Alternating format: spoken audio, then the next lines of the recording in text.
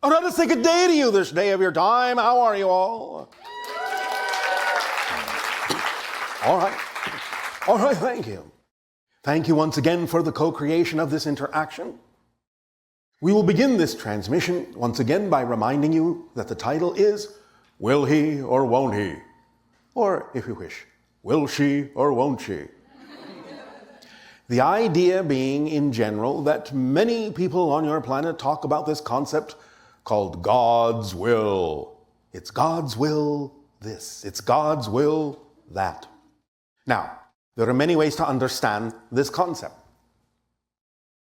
Since you are creating the idea of your life and begin to choose that experience from a higher plane, the spirit level of your being, and create a kind of theme or destiny in your life that you then augment with your free will in physical reality, destiny being the theme or the hallway, free will being how you explore that theme or how you walk down that hallway.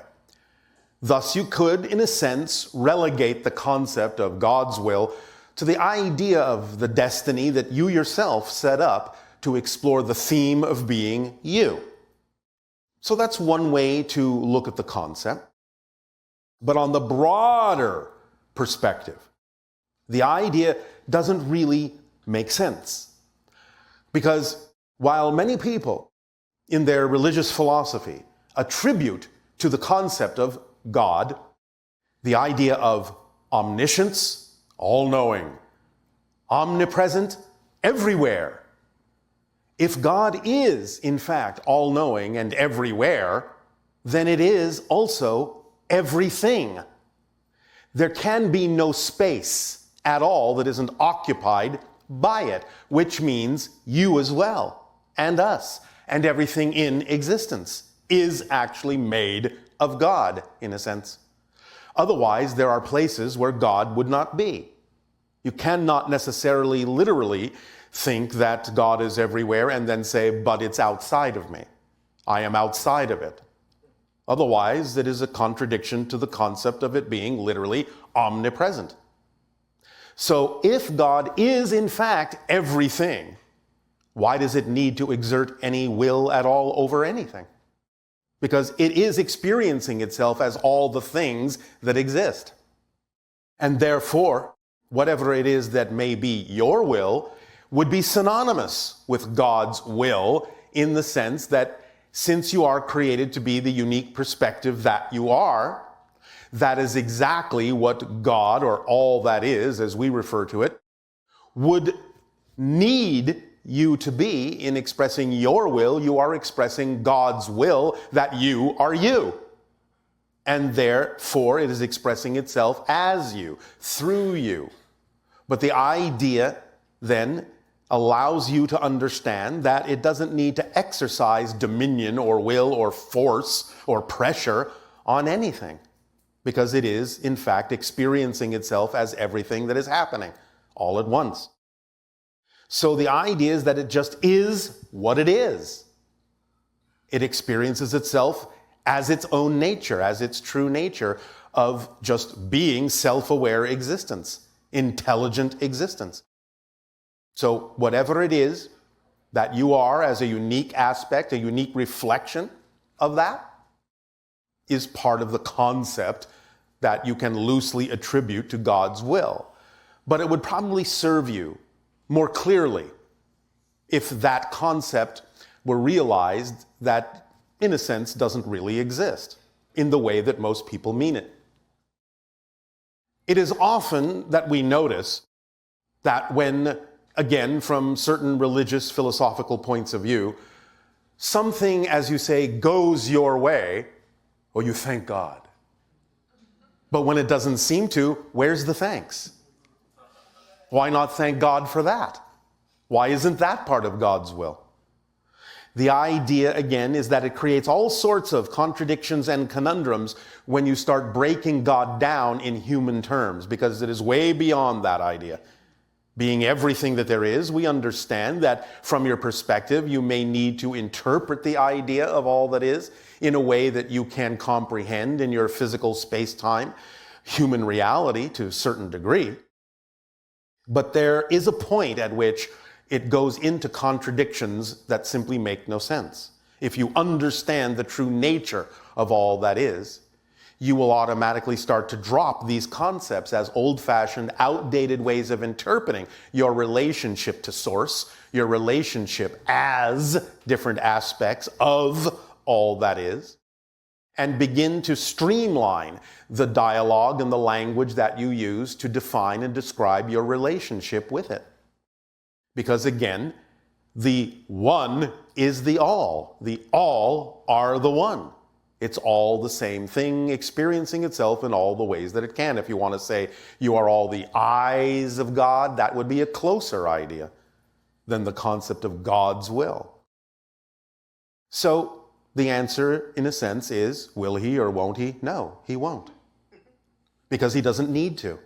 There is no purpose to it. There is no place for it. It makes no sense.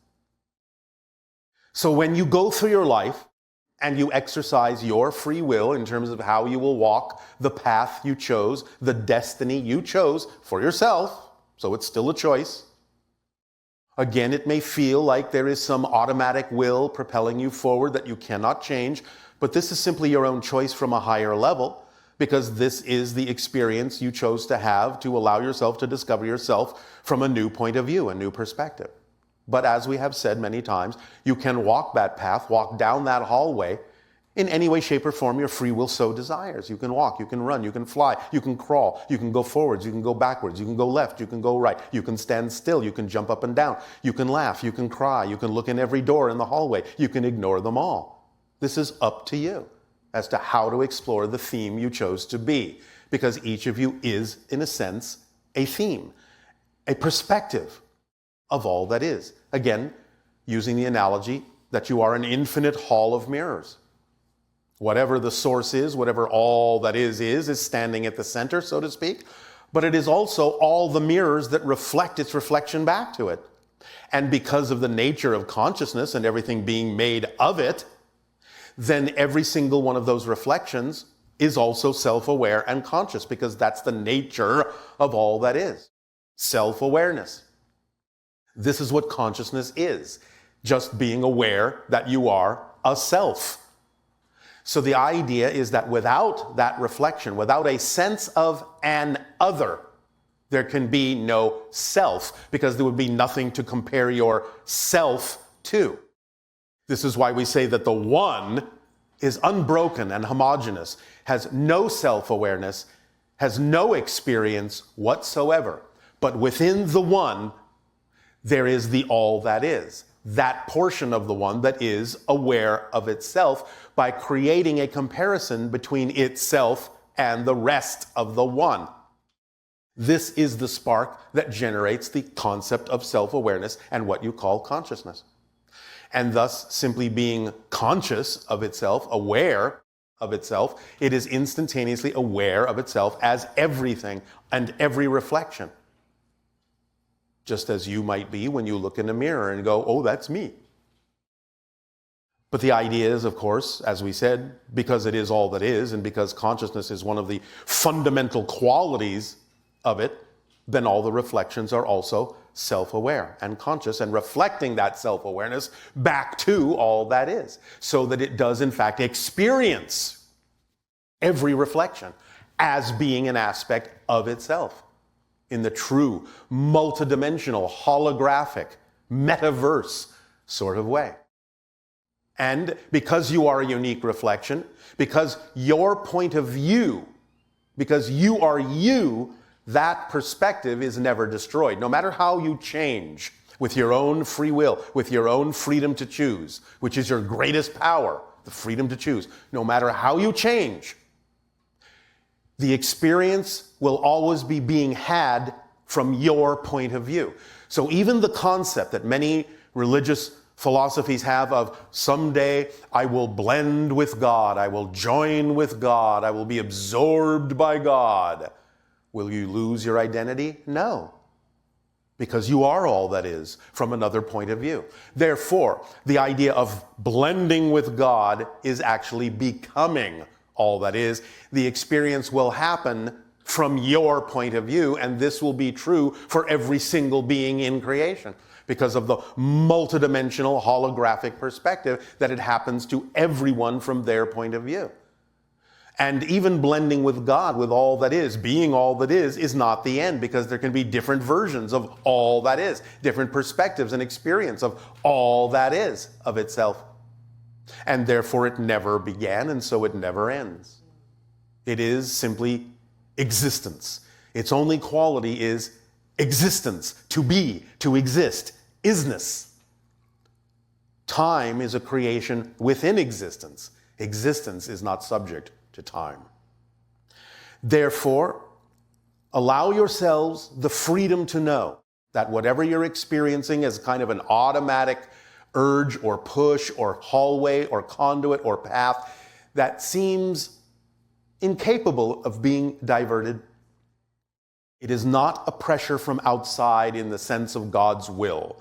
It is simply your choice made from a different level that allows you to experience things in the way that you chose to, so that you can, as I said, discover yourself from a very specific and particular point of view, a new perspective that allows you to grow. Because again, that's how creation expands. The structure of existence never changes. It's your experience and perspective of it that does. And that is how you expand creation and yourself, by constantly experiencing new perspectives of your being. Does that make sense? All right. So we thank you for allowing us to express this idea in these terms. And in return for the gift you are giving us, I ask you now, in what way may we be of service to you? Please begin with your questions and dialogues if you wish. Hello. And to you, good day. I love you guys. Oh, us guys and gals love all of you. Okay. So from what you said a couple days ago about voting. Yes. When I am aware that I am in my own reality and I'm creating everything. Yes. Sometimes when I talk to people about voting who are spiritual, Yes. I understand their perspective when they say, why would you buy into the government's idea of voting when? It's not the government's idea. It's the people's idea. That's how it originated.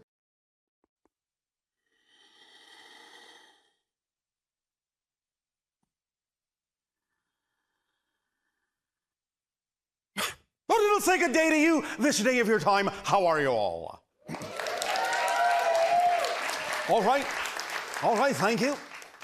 First and foremost, once again, we thank each and every one of you, individually and all of you together, collectively, for the co-creation of this interaction and the allowance of this transmission in this way on this day. We are always given a gift when we are able to interact with all of you. So we thank you for the gift of expansion that you give to us in allowing us to experience through you that many more ways that creation has of expressing itself within the existence that it is. And that's what brings us to today's subject, your indestructible core. Why are you here? All right, well, some of you are here to laugh. But fundamentally, though it may sound a little bit like a puzzle, why you are here is because you exist. Why do you exist? Because you do. Many people on your planet, philosophers, have asked, why? Why do we exist? Why are we here? This is a question created from within the space-time perspective. It is not a relevant question for existence itself, because existence only has one quality: to exist. That's its fundamental state. Because you are an aspect, a reflection of existence That's your fundamental state as well. And when we say fundamental, we mean fundamental. That's it. Can't get any more basic than the fact that you exist. And when I say you exist, we mean you exist. Meaning your particular unique perspective, your unique point of view, your identity, the things that you experience in life that you believe are happening to you is what exists. You, your unique perspective exists. Therefore, it is absolutely unable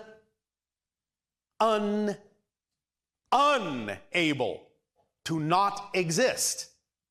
The fundamental quality of existence cannot become anything else on an equally fundamental level. As we have often said, it can become any kind of form or expression, but it cannot become non-existence. By definition, non-existence doesn't exist. Therefore, that which exists cannot become that which does not exist, because there's no such thing as non-existence. You can talk about it, you can use the words non-existence and think that you're actually talking about non-existence, but you're not, because even the term non-existence exists within existence. Therefore, the term, the idea, the concept that sometimes your philosophers may bandy about in discussing and thinking about and pondering the concept of non-existence is not really a discussion about non-existence. It's a discussion about a symbol that represents the idea of non-existence, but there can be no discussion. There can be no concept. There can be no conceiving. There can be no perceiving of anything that is actually non-existence, because again, by definition, there is no experience in that idea at all. Even if, just to push the philosophical point, you were capable of experiencing non-existence, you would never know it, because there would be no reflection, nothing to bounce back to you, no awareness that you had experienced it. That's the very fundamental definition of non-existence. There is no existence there for you to have an experience of anything in. Therefore, if you really wrap your minds, wrap your hearts, wrap your souls around the concept that your fundamental state of being is that you exist. You exist. And while you may perceive yourself in many different ways, in many different forms, throughout the course of your existence, physical, non-physical, other dimensional, parallel, what have you, doesn't matter, you will still exist. Your unique perspective will still exist. In other words, anything that happens will be happening from your point of view to you. Even when your philosophers say that there is a point at which you may blend and be absorbed back into the all that is, absorbed into God, you never lose your identity. The only thing that is left in that experience is your identity as all that is. The you-ness can never go away. It is absolutely indestructible. It is the nature and essence of existence itself that forms your indestructible core. You cannot destroy that. It is simply not possible. It is the direct expression of the first law of existence, that you do exist.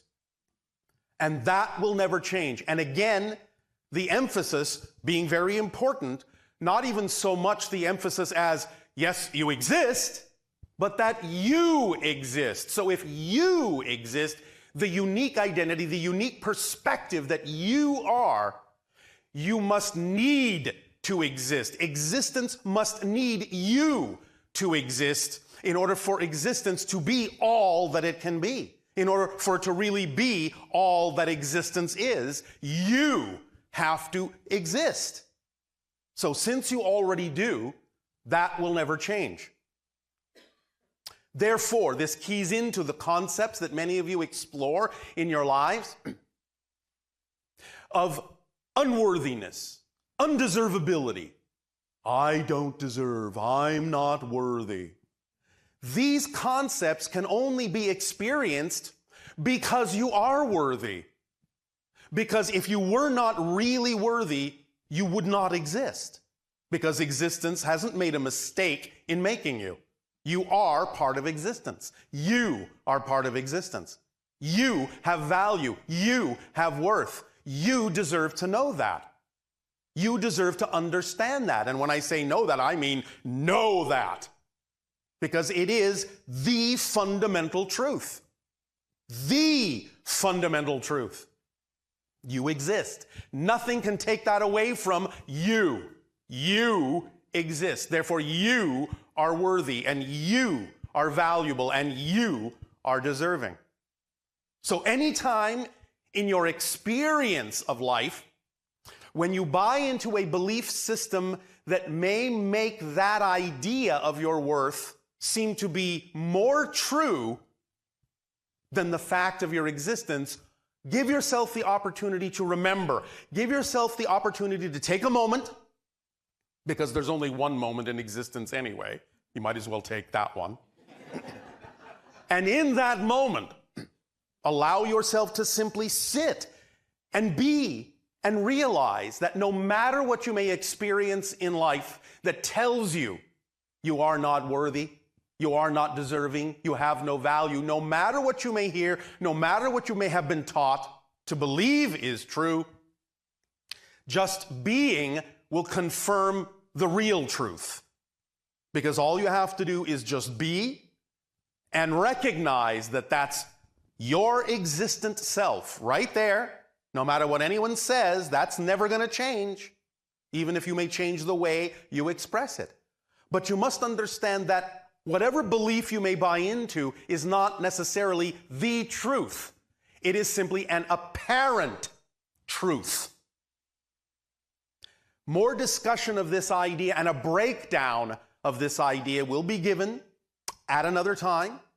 But for now, the idea is when going through life, anytime you may doubt yourself, anytime you may fear, anytime you may feel unworthy, anytime you may feel less than, anytime you may believe anything else other than that you are absolutely valuable, take that moment that is your moment to take and just remember that you exist. That your fundamental core, your essence, your essential self, your essential point of view, your essential perspective can never be destroyed. It's all right to bring yourself back to zero, back to a clean slate. Anytime you become confused, anytime you feel lost, anytime you have self-doubt, take that moment, bring yourself back to ground zero. Let it be a clean slate and just allow yourself to remind yourself.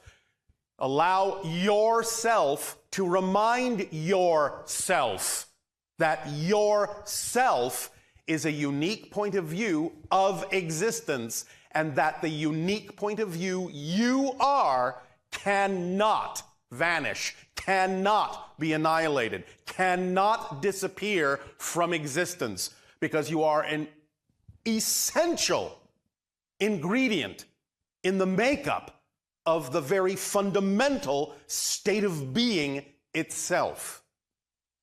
That is how valuable you are. That is how worthy you are. That is how deserving you are.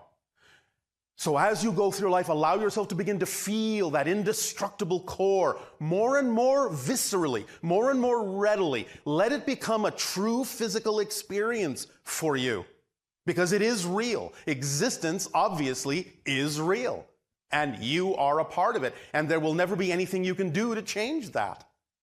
So, when you argue about your worth, when you have self-doubt, you are attempting to argue with existence about your existence. You can never win that argument. Ever. So please stop arguing.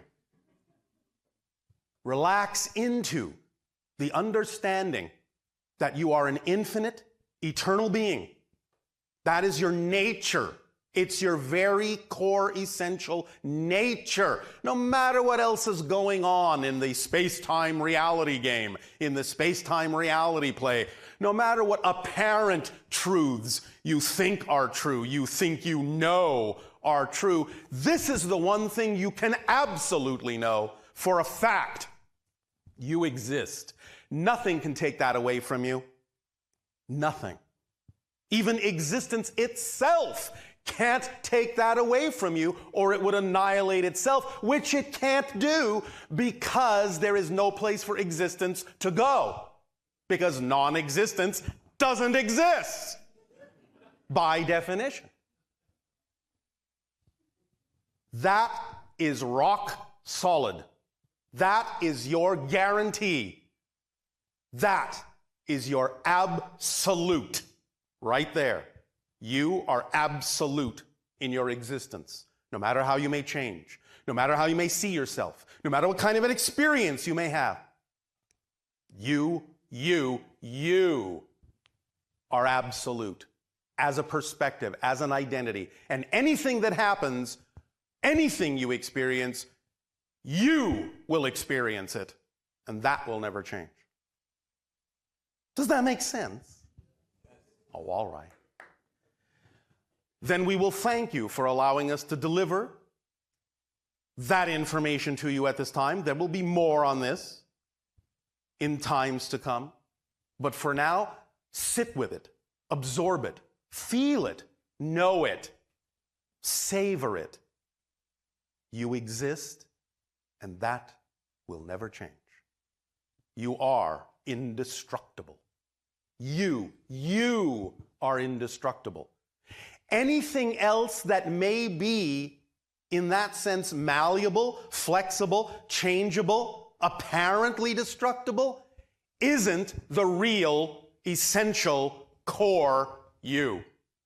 It's just the apparent you, the apparent truth, the game you are playing, the illusion that you have been taught to believe is true. But it's not the truth, which is that you exist.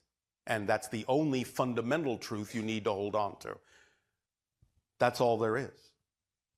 So we thank you. In return for the gift that you have given to us, I ask you now, in what way may we continue to be of service to you? You may begin your questions, your dialogues, if you wish.